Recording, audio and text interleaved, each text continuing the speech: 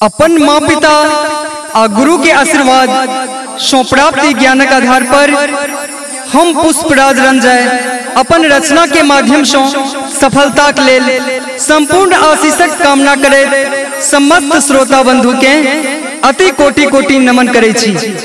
संग ही आशा संग विश्वास केने छी जे अहाँ के कृपा मात्र से हमरा सफलता जरूर भेटत। या देवी सर्वभूतेषु शक्ति रूपेण संस्थिता नमस्तस्यै नमस्तस्यै नमस्तस्यै नमो नमः।